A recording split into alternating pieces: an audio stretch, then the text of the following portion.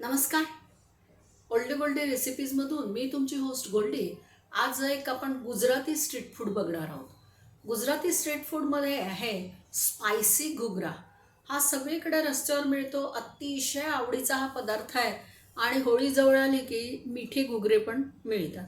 मग याचा काय इतिहास आहे वगैरे ते पाहू नंतर आपण. आधी आपण याला काय काय साहित्य लागतं ते जरा स्वयंपाकघरात जाऊन बघूया. चला तर मग. घुगरा तळूनच करायचा आहे आपल्याला आणि याच्यामध्ये बटाटा आणि मटर घातला जातो. तर हा जो मटर आहे माझ्याकडे फ्रोझन मटर आहे. आता या फ्रोझन मटरमध्ये मी 2च बटाटे उकडून घेतले आहेत, तेवढे मी टाकते. आणि आता आपण काय करूया, याच्यामध्ये बाकीचं साहित्य आपण मिसळणार आहोत. त्या साहित्याला आपण फोडणी देणार आहोत हिंग आणि जिऱ्याची. तर या साहित्यामध्ये आता बघा, हा थोडासा लाल मसाला जो आहे हा मी यात घालून टाकते. हिरवा मसाला म्हणजे मिरची आणि हे जे आपण दळून आणतो, म्हणजे घरी जो आपण हिरवा मसाला करतो तो हिरवा मसाला मी यात घातला आहे. आता याच्यामध्ये घालण्यासाठी थोडंसं माझं हे तेल तापलं आहे, तर तेलाला मी आधी फोडणी देऊन घेते.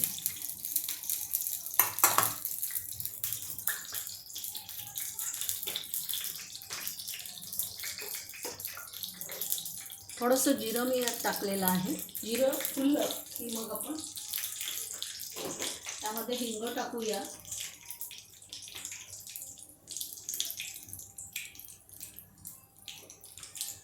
हे जिरं छान फुललं आहे. आता या जिऱ्यामध्ये मी हा हिंग टाकते, थोडीशी मी हळद टाकते. आणि आता हा जो बटाट्याचा मी मसाला केला, बटाटा मटर आणि ही हिरवी चटणी, हा जो मसाला केला आहे याच्यावरती मी ही फोडणी घालून घेते. म्हणजे आपली जी महत्त्वाची जो भाग आहे तो उरकला. आता ह्याच्यामध्ये पूर्ण कांदा टाकतात, कच्चाच कांदा टाकतात. म्हणजे मटर टाकले आहेत, कांदा टाकला आहे, बटाटा टाकला आहे. आता आपण घालूयात थोडंसं मीठ, थोडीशी भाजलेली जिऱ्याची पावडर, थोडा चाट मसाला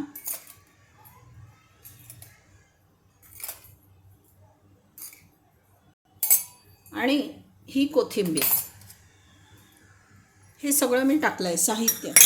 आता हे जे बाकीचं साहित्य आहे, ही हिरवी चटणी आहे, ही चिंचेची चटणी आहे, त्यांची ती स्पेशल लाल चटणी असते घुगऱ्यावर घालायची ती, डाळिंबाचे दाणे, कोथिंबीर, बारीक कांदा आणि ही शेव, बारीक शेव वरून आपल्याला घालायसाठी मी ठेवलेली आहे. त्यामुळे आता मी हे साहित्य बाजूला काढून घेते.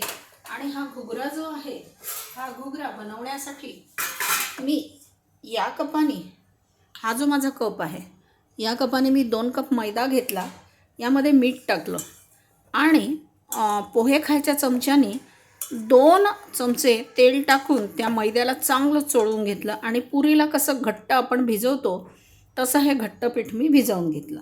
तर हे पीठ भिजवून साधारणपणे अर्धा पाऊण तास ठेवावं लागतं, त्यामुळे मी ते ठेवलं. त्यामुळे माझं हे पीठ तयार आहे. आता आपल्याला करायचं आहे हा मसाला. हा आपण मसाला मिसळून घेऊया.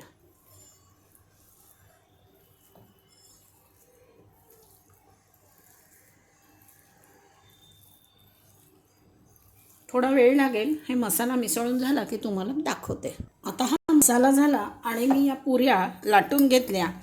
या घुगरामध्ये मसाला भरपूर भरला जातो, मसाला पोकळ भरायचा नाही.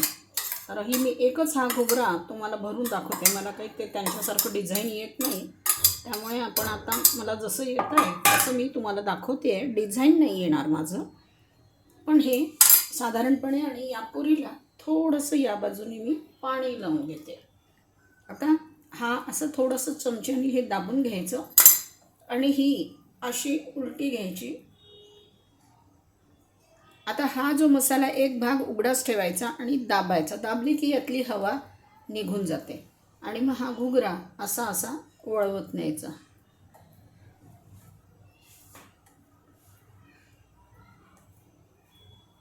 त्यांचं डिझाईन खूपच सुंदर येतं, मला काही ते तेवढं जमलं नाही आहे. आता मी कढईखाली गॅस लावते आणि आपला ही घुगरा जो आपण बनवलेला आहे तो मी इथे ठेवते. हे घुगऱ्यात आपण तळून घेऊया. घुगऱ्याचं टेक्निक खूप छान असतं, म्हणजे खूप सुंदर हा घुगरा लागतो.